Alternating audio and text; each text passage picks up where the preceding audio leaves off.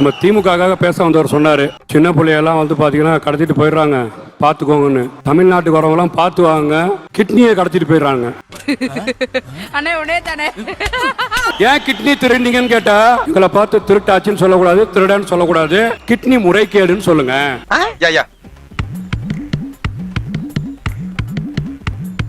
திராவிட model அரசு சொல்றாங்க. திராவிட model அரசு பட்டியலத்தை பாதுகாக்கிறேன்றாங்க. பட்டியலத்தை பாதுகாக்கக்கூடியவர்கள் செல்வ குழந்தைய கூட கோவில் உள்ள விடுறதில்ல. அத வேற ஞாபகப்படுத்திட்டீங்க. நெஞ்சமெல்லாம் பொண்ணு அறக்கு தம்பி, மறக்க முடியல. நீங்க கேக்குறீங்க 41 பேரை பார்க்கலன்னு. வேங்க வயல மனுஷன் வந்து பாத்தீங்கன்னா குடிக்கிற தண்ணியில மனுஷக்களத்தை கழுவுனீங்க. நாட்டோட முதலமைச்சர் போய் பார்த்தாரா? இங்க நான் ஒரே பிஸி. இங்க வந்து மரக்காணத்துல கள்ளசாரம் குடிச்சாரு, அவனை போய் பார்த்தாரா? இங்க நான் ஒரே பிஸி. தமிழ்நாட்டுல மத கலவரத்தை தூண்ண மதுரை ஆதீனம் தொப்பி போட்டு தாடி வச்சு ஜிப்பா போட்டு எங்களை கொல்ல வந்தாரு சொன்னவர் மீது மதுரை ஆதீனம் ஒரு குண்டூசி தட்டுதா? இல்ல அப்புறம் ஏன்டா? ஏன் போடா போய் தொலைங்களேண்டா. இப்ப யாருக்கு பயந்துட்டு இருக்காங்க? திமுக அரசாங்கம் RSS ஓட கட்ட கூட்டணி வச்சிருக்கு. கண்டுட்டாளையா, சூச்சமத்தை கண்டுட்டாளே. வன்னி அரசு கோலையான்னு சொல்லி எங்களுக்கு வந்து வெளிப்படுத்தணும். புரியுதா உங்களுக்கு? வன்னி அரசு வேங்க வயலுக்கு முதலமைச்சர் போல கூடயே இருக்கிறார்ல.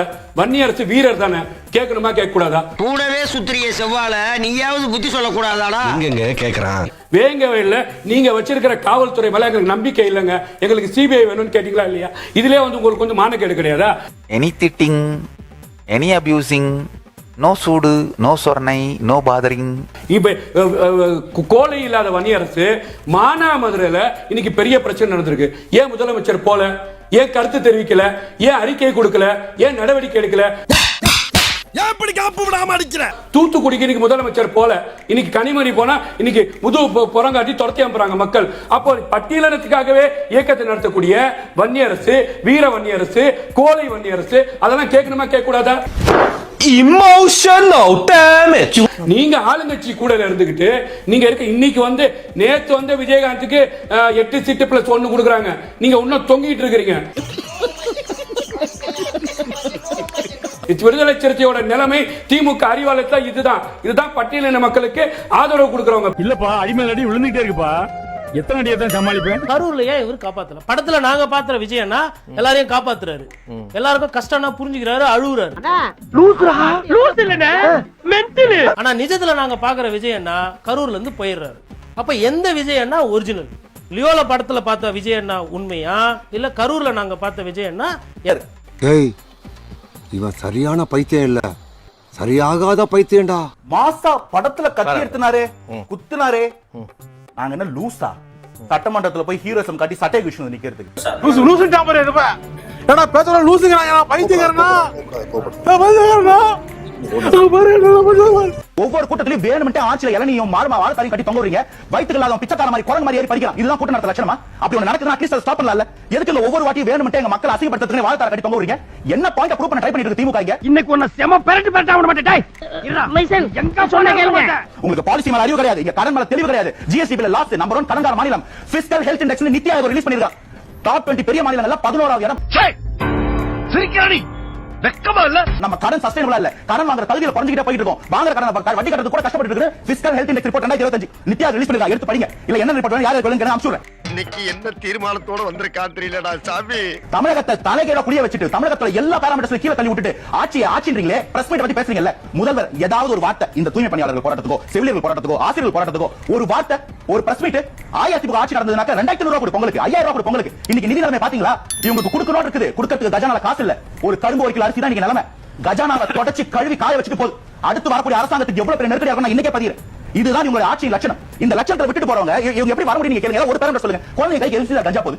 14 வயசு பையன் கஞ்சா குடிச்சு எப்படி 8 வயசு குழந்தை போட்டு அந்த அடிக்கிறான். அந்த வீடியோ பார்க்கும்போது உங்களுக்கு மனசு பதறல? எத்தனை இடத்துல கஞ்சா குடிக்க பசங்க போலீஸ் வந்து அடிக்கிறாங்க. ஒரு வியாபாரி துணி எடுத்து போன அடிக்கிறான். ஒரு வரமானியத்தம் பாவம் வயித்துக்குள்ள அவங்க வியாபாரம் பண்றவன் அவனை போட்டு அடிக்கிறீங்க. எங்க வந்து இந்த கஞ்சா கலாச்சாரம் உள்ள? கேட்டா அமைச்சர் என்ன சொல்றாரு? தமிழகத்தில் கஞ்சா கல்டிவேஷனே இல்லன்றாரு. அப்ப என்ன இம்போர்ட் பண்றீங்களா? என்ன ரிப்போர்ட் பண்றீங்க? எவ்வளவு டாக்ஸ் கட்டுறீங்க? எவ்வளவு கஸ்டம்ஸ் டியூட்டி கட்டுறீங்கன்னு சொல்லுங்க. அப்ப புடி அதுக்கு முன்னாடி நான் நியூஸ் வருது. இங்க இத்தனை கிலோ பிடிச்சாங்க, இங்க இத்தனை டன் பிடிச்சாங்க. எங்க வந்தது? எனக்கு கேள்வி புரியவே இல்லை. இவ்வளவு பிரச்சனைகள் வரிசையா பெண்கள் பாதுகாப்புல போக்சோ நம்பர் 1 190% வந்திருக்கும். பெண்கள் மேல குற்றத்துல 40%, பெண்கள் மேல பாலியல் குற்றத்துல 109% வளர்ச்சி. சார் 103 கோடி ரூபாய் போக்சோல ஃபைன் மட்டும் கட்டிருக்கு சார் நம்ம அரசாங்கம். பாதிக்கப்பட்ட குழந்தைகளுக்கு இழப்பீடா 103 கோடி. உங்களுக்கு கேட்கும் போது அத்தனை குழந்தைங்க பாதிக்கப்பட்ட நினைச்சா ஈரக்குள்ள நடக்குது. இப்படி ஒரு ஆட்சியை பண்ணிட்டு திரும்ப ஆட்சி கொண்டு கேட்கறது என்ன தார்மீகம்? நீங்க நல்ல கட்சினா எதிர்க்கட்சி நில்லுங்க, வேலை செய்யுங்க. தயவு செய்து ஆளுங்கட்சி பக்கம் வராதீங்க. உங்க வரும்போதெல்லாம் தமிழகம் தலைகுனியுது, தமிழகம் நாசமாகுதுன்றதை குற்றச்சாட்டு. தொடர்ச்சியாக இந்த சட்டம் ஒழுங்கு பிரச்சனை அப்படின்றது தேர்தலுக்கான பிரச்சனையாக மாறுகிறதா? 2026லயும் நாம உட்கார்ந்து அரசாங்கத்துக்கு பொறுப்பு இருக்கு, சமூகத்துக்கும் பொறுப்பு இருக்கிறது, ஆட்சியாளர்களுக்கும் பொறுப்பு இருக்கிறது அப்படின்னு பேசுறது அப்படின்றது இந்த அரசாங்கம் சட்டம் ஒழுங்கை நிலைநாட்டுவதிலும் சட்டம் ஒழுங்கை சீராக நடத்துவதிலும் தோல்வி அடைந்திருக்கிறது அப்படின்றத தவிர வேற எந்த வார்த்தையிலும் இதை வர்ணிக்க முடியாது. நாம 2021 திமுக ஆட்சி வந்ததுக்கு பிறகு நாம என்ன எதிர்பார்த்தோம்? கஸ்டோடியல் வயலன்ஸ் நடக்காது, காவல்துறை சரியாக நடந்து கொள்கிறதா அப்படின்றத கண்காணிக்க இந்த அரசாங்கம் தவறி இருக்கிறது. உங்களுக்கு தூத்துக்குடி துப்பாக்கி சூடு என்ன சொல்லுச்சு திமுக? அப்போ நாங்கள் ஆட்சிக்கு வந்தால் யார் இதை இந்த இந்த இந்த சம்பவத்தில் சம்பந்தப்பட்ட அதிகாரிகள் மீதெல்லாம் நடவடிக்கை எடுக்கப்படும். நாங்கள் இது வரைக்கும் யாரையா நடவடிக்கை எடுத்திருக்காங்களா? மாறாக அவர்களுக்கு ப்ரமோஷன் கொடுத்து அவங்க உயர் பதவிகளுக்கு ரிட்டையர்டும் ஆகி போயிட்டாங்க அந்த அதிகாரிகள். இப்போ இந்த விளாத்திக்குளம் சம்பவம் போய் போலீஸ் ஸ்டேஷனில் அந்த பொண்ணுடைய குடும்பத்தினர் போய் கம்ப்ளைண்ட் கொடுக்குறாங்க, எங்கள் பொண்ணு காணோங்க அப்படின்னு. நீங்கள் போய் தேடுங்கம்மா, இங்கே தான் இருப்பாங்க அப்படின்றாங்க. அவங்க நைட்டு பூரா தேடுறாங்க. மறுநாள் காலில் போய் ஆலுமன் போலீஸ் ஸ்டேஷனில் கம்ப்ளைண்ட் கொடுக்குறாங்க, பொண்ணு காணோம் அப்படின்னு. யாருமே எந்த நடவடிக்கையும் எடுக்கல. நீங்கள் நாங்குநேரி சம்பவம் சொன்னோம். நாங்குநேரி சின்னதுரை வெட்டின அந்த சம்பவத்தில் சம்பந்தப்பட்ட அந்த நபர்கள் ஜாமீனில் எப்படி வெளியே வந்தாங்க? அவர்கள் ஜாமீனில் வெளியே வருவதற்கு யார் உதவியது? என்ன பொலிட்டிக்கல் பேக்ரவுண்ட் அவங்களுக்கு அந்த பகுதியில் இருக்கு? அதுக்கப்புறம் மறுபடியும் அவங்க இந்த மாதிரி சம்பவங்களில் ஈடுபடுகிறார்கள் அப்படின்னும் போது அவங்களுக்கு யார் சப்போர்ட் பண்றாங்க அங்க அப்படின்ற ஒரு கேள்வி இருக்கு இல்லையா? ஆனால் அந்த சமூக நீதி பேசுகின்ற ஒரு அரசாங்கத்தில் சாதிய ரீதியான படுகொலைகள் நடக்கிறது, சாதிய ரீதியான வன்முறைகள் நடக்கிறது அப்படின்னும் போது அதை எப்படி ஏற்றுக்கொள்வது அப்படின்ற ஒரு கேள்வி. இது என்ன பிரமாதம்? இதை விட பெசலைட் ஒன்று இருக்கு. கைஸ் நம்ம கூட கேகே சார் இருக்காரு. கேகே சார் சொன்னா நீங்க எல்லாருமே கேட்பீங்க. கேகே சார் எங்களுக்கு ஏதாவது மோட்டிவேஷன் சொல்லுங்க சார். என்ன பண்றீங்க வாழ்க்கையில?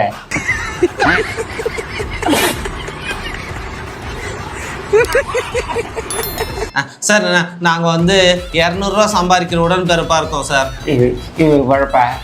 வேற ஏதாவது உருப்படியாக பண்ணலாம்ல? சாப்பாடு இப்படி விட்டும் ஏதாவது உருப்படியாக பண்ணுறதுக்கு வழியை பாருங்க.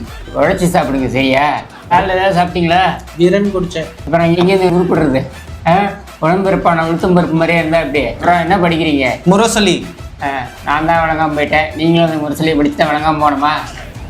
உருப்பிடுறதுக்கு வழியை பாருங்கப்பா. வேறு ஏதாவது பண்ணுங்க. என் குடும்பத்தில் தான் எவனும் உழைச்சி சம்பாதிச்சு சாப்பிட்டது இல்லை. நீங்களாவது உழைச்சி சம்பாதிச்சு சாப்பிடுங்கப்பா, உடம்புல ஒட்டும். சரி, உங்களுக்கு என்ன வரணும்? கருணாநிதியாக வரணும். ஐயோ, திருட்டு பயலாக வரதுக்கா இவ்வளோ பாடுபடுறீங்க? நான் உதயநிதியாக வரணும். பிஞ்சிலே பழுதிருச்சு, இதெல்லாம் ஒன்றும் பண்ண முடியாது. ஓகே, வரட்டா? Thank you KK sir. பையன் சார் இந்த பால்சாமி.